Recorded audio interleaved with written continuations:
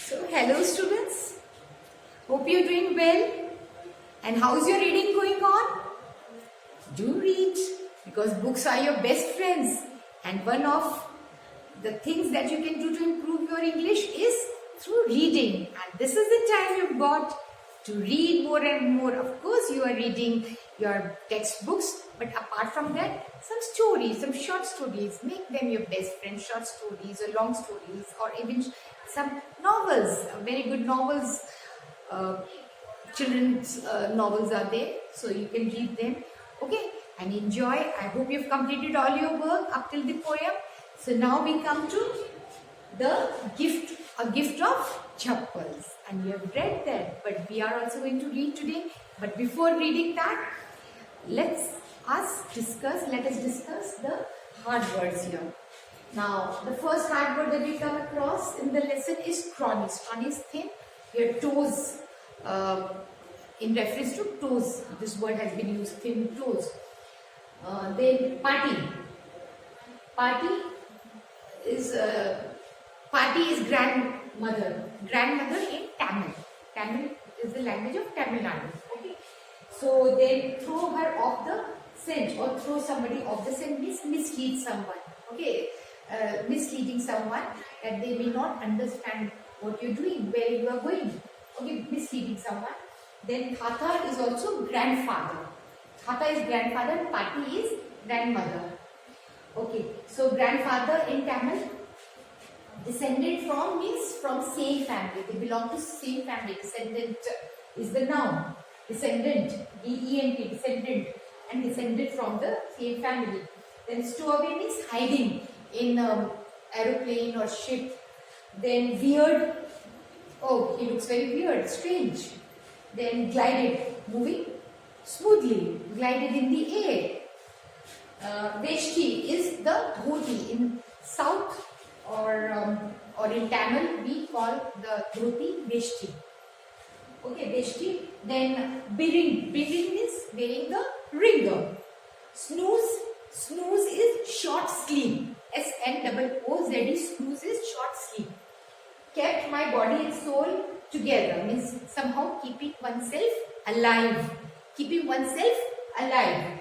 So kept my body and soul together means keeping the person's somehow managing life. Fed up. Fed up, I'm tired. Fed up of this life. I'm fed up of this work. Of course, we should always be positive. Eyes filling. Eyes filling means having tears in eyes. Unappreciative. Unappreciative means not approving. Lurking means still there. Quietly still there.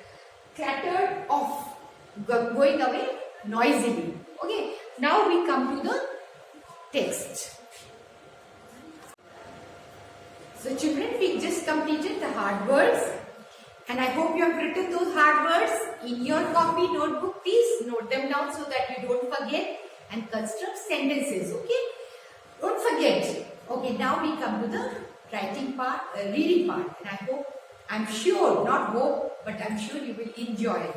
Okay, so Mridu is a young girl of your age, and she lives in Madras with her grandparents.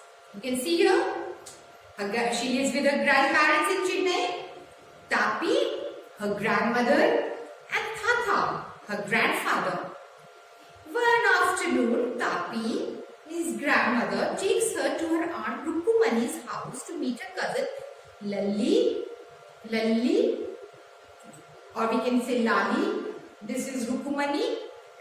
She is mother. Here we come. So you can see the picture of Ravi, Meena, and this is Mridu. Okay, she has come to visit them. Okay, now we start the story. Okay, are you ready, children? A gift of chappals. Yes, students. So smiling Rukumani threw open the door and Ravi Meena rushed out, and Ravi pulled Mridu into the house. Wait! slippers, protested Mridu. She led them out neatly near a pair of large black ones. Not large black ones, chappals. Those were grey actually, with dust. You could see the clear mark of every toe on the front part of each slipper. The marks for the big toes were long and scrawny, thin. Okay, Mridu didn't have much time to wonder about whose slippers they were because Ravi dragged her to the backyard behind a thick bitter berry bush. There inside, a torn football lined with sacking and filled with sand lay a very small kitten, lapping up milk from a coconut half shell. We found him outside the gate this morning. He was mewing and mewing, poor thing, said Meena. It's a secret. Amma says Pati will leave for our Padu Mama's house if she knows we have a cat. People are always telling us to be kind to animals, but when we are, they scream. Oh, don't bring that dirty creature here, said Ravi. Do you know how hard it is to get a glass in my hand just now for the kitten? I told Pati that I am hungry. I brought the milk for the kitten and I told Pati saw me, so I told her that I am hungry. I want to drink it. But the way she looked at me, I had to drink most of it to throw her off the scent. Then she wanted the tumbler back. Tumbler is glass. Pati, I'll wash it myself. Why should I put you to trouble? I told her. I had to run and pour the milk into the coconut shell and then run back and wash the tumbler and put it back before she got really suspicious. Now we have to think of some other way to feed Mahendran. Mahendran? This little kitty's name is Mahendran? Mridu was impressed. It was the name, not just a cute kitty cat name. Actually, his full name is Mahendra Verma. Pallava Punai, MP. Punai for short if you like. Okay, so let's see, look at the cat. Where is the cat? Oh, yes, we have got it. So, MP, what was the name? Ravi gave Mahendra Verma, Pallava, Punai, MP, Punai for short if you like. His fine breed of cat. Just look at his fur, like a lion's mane. And you know what the emblem of the ancient Pallava kings was, don't you? He looked expectantly at Mridu. Mridu giggled means laughed. Think I'm joking? Ravi said. Well, just wait. I'll show you sometime. It's clear you don't know a thing about history. Haven't you been to Mahabalipuram? Have you? He said mysteriously. Well, when a class went to Mahabalipuram, I saw a statue of his Tathas,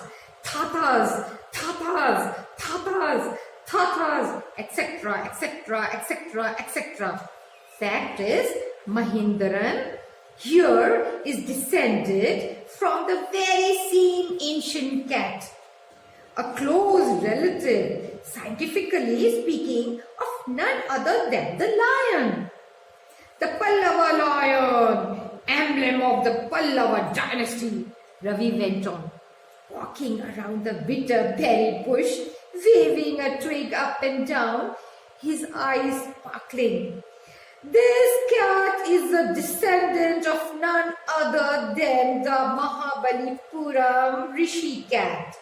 And if I may just remind you, they worshipped cats in ancient Egypt. How he loved the sound of his own voice. Meena and Mridu exchanged looks.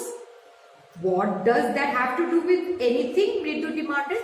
I'm telling you, this cat is descended from Egyptian cat god? No, goddess. Bastard, that's it. So, well, one of the descendants of that cat goddess was a stowaway. Stowaway, remember, hidden in the ship. Stowaway in one of the Pallava ships. And his descendant was the Mahabalipuram Rishi cat, whose descendant is Ravi flourished his twig at Mahendaram. MP Punnaiya. Whoop! Eek! He shrieked, very pleased with himself. Mahendran looked up, alarmed. A feared look. He had just been sharpening his claws on the edge of the coconut shell. But worse than Ravi's awful whoop, it was a loud sound of screech from the window. What a weird sound! If Mridu was startled, MP Punnai was frightened out of his wits, hair standing on end. He bounced up and down, scurried towards a bamboo tree of red chilies. It's going very fast. Bounced up scurried towards a bamboo tree of red chilies that had been set out to dry. Trying to hide beneath it, he tipped a few chilies over himself. Meow! He howled miserably. The screeching sound went on and on. What's that noise? Mridu said. That's Lali, learning to play the violin, grunted Ravi. She'll never learn a thing. That music master just goes on playing like a train whizzing on and on, while Lali's all the time derailing, going completely off the track. So children, we have completed here first part, but we'll continue with the second part. You can see here in the picture, Mridu is playing, whereas the master is also playing, but from the story we come to know that he was playing nicely, isn't it? Nice to ears, but she was off the track, means very painful to the ears. She was just making noise. Okay, we'll continue with the second part. You can see these three children peeping from the window. Mridu crept up to the window. Lali was sitting a little distance away, awkwardly holding a violin and bow string, her elbows jutting out. You can see in the picture, jutting out, and her eyes glazed with concentration. In front of her, with most of his back to the window, was a bony figure of the music master. He had a mostly bald head with a fringe of oil black hair falling around his ears and an old-fashioned tuft. Tuft is you can see the tuft, that hair, long hair coming from behind the plate. So this is the tuft. Choti, we can tell. Okay. A gold chain glimmered around his leathery neck, and a diamond ring glittered on his hand as it glided up and down the stem of the violin. A large foot stuck out from beneath his gold-bordered veshti edge, and he was beating time on the floor with the scrawny big toe. He played a few notes. Lali stumbled behind him on her violin, which looked quite helpless and unhappy in her hands. What a difference!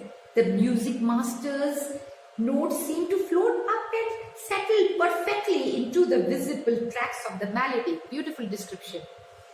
It was like the wheels of a train fitting smoothly into the rails and whizzing along. As Ravi said, Mridu stared at that huge, beringed hand moving effortlessly up the violin stem, making lovely music. Squawk! That was Lali's derailing again, going off the track. Amma! Came a wail from the gate, a cry from the gate. Amma! Oh! Ravi! Send that beggar away, cried his mother. from the back veranda where she was chatting with Tapi. He has been coming here every day for the past week, and it's time we found another house to beg from. Pati explained to Tapi. Mridu and Meena followed Ravi out. The beggar was already in the garden, making himself quite at home. He had spread his upper cloth under the neem tree and was leaning against its trunk, apparently prepared to take a little snooze, a short sleep.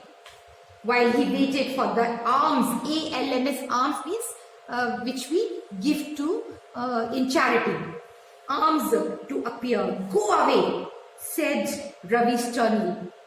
My party says it's time we found another house to beg from.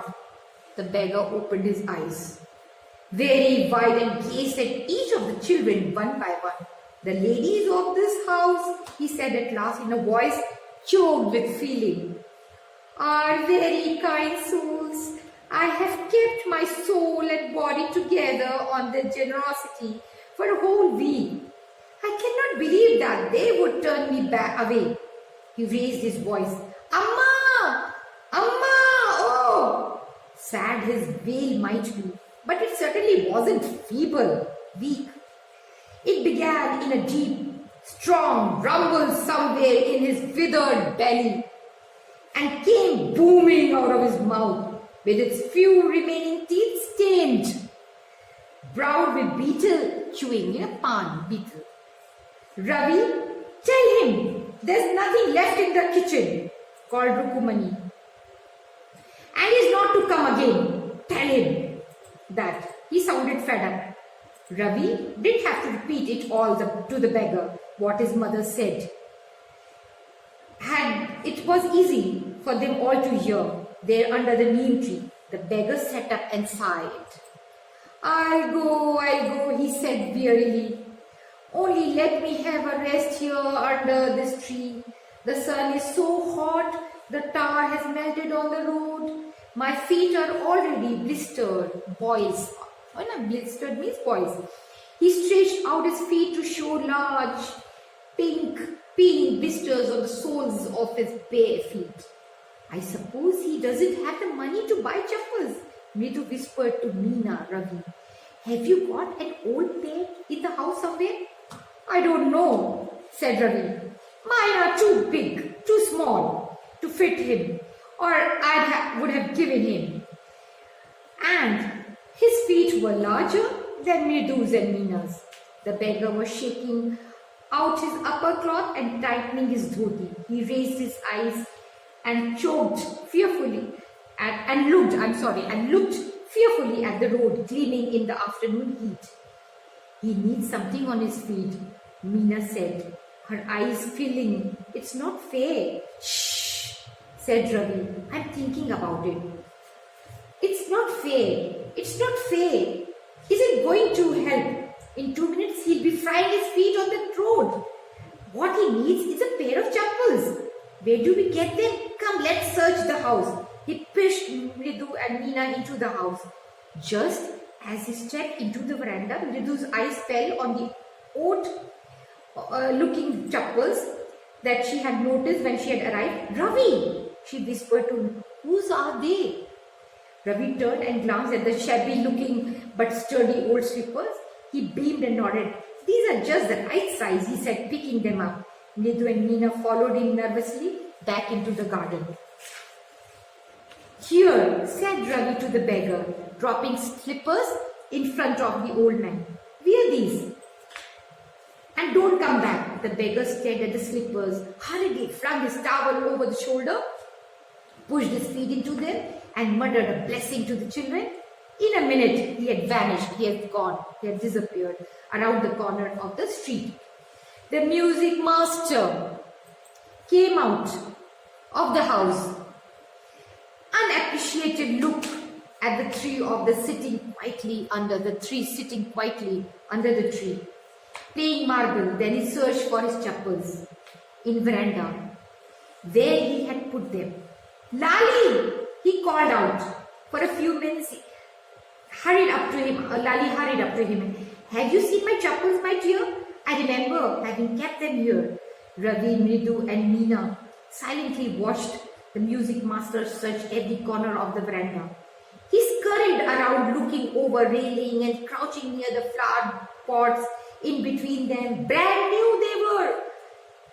I went the way to Mount Road to buy them, he said. They cost a whole month's fees. Do you know? Soon Rali went on to tell her mother. Rukmani appeared, looking harassed, with party following her. Where could they be? It's really quite upsetting to think someone might have stolen them. So many vendors come to the door, worried Party. Rukumani caught sight of Ravi, Ridu and Meena sitting under the tree. Have you children?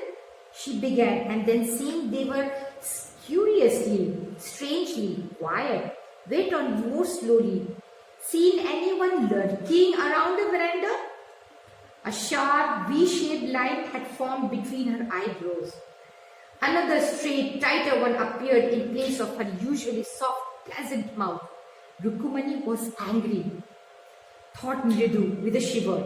She wouldn't be so upset if she knew about the poor beggar with sores on his feet, she tried to tell herself. Taking a deep breath, she cried, Rukumani, there was a big beggar here. Poor thing, he had such boils on his feet. So, Rukumani grimly turning to Ravi, you gave the music master chappals to the old beggar who turns up here? Children these days, groaned Party. Amma, didn't you tell me about Karan who gave away everything he had, even his gold earrings? He was so kind and generous. Silly, snapped Rukumani. Karan didn't give away other people's things. He only gave away his own. But my choppers wouldn't have fitted the beggar's feet, Ravi rushed rashly on. And Amma, if they did fit, would you really not have minded? Ravi, said Rukumani, very angry now. Go inside the house. She hurried indoors and brought out Gopi Mama's hardly worn new choppers. These should fit you, sir. Please put these on. I'm so sorry, my son has been very naughty. The music master's eyes lit up. He put them on. Tried not to look too happy. Well, I suppose these will have to do. These days children have to know respect for elders. What to do? A Hanuman incarnate. Only Ram can save such a naughty fellow. Rukumani's eyes flashed. She didn't like Ravi being called a monkey, even a holy monkey. She stood stiff, straight up the front door. It was clear she wanted him to leave quickly. So Rukumani wanted him to leave. When he had clattered off in his new choppers, she said, Mridu, come in and have some tiffin. Honestly, how do you children think of such things? Thank God your Gopu Mama doesn't wear his chappals to work. As she walked towards the kitchen with Mridu and Meena, she suddenly began to laugh. She began to laugh. But he is always in such a hurry to throw off his shoes and socks and get into his chappals as soon as he comes home. What's your mama going to say this evening when I tell him I gave his chappals to the music master? Okay, children. So this was your story. I hope you enjoyed. And now complete all your questions. Okay, students. I hope you enjoyed. Read this on your own and then complete all your questions on your own. And then after 2 days, we'll discuss the answers. Thank you.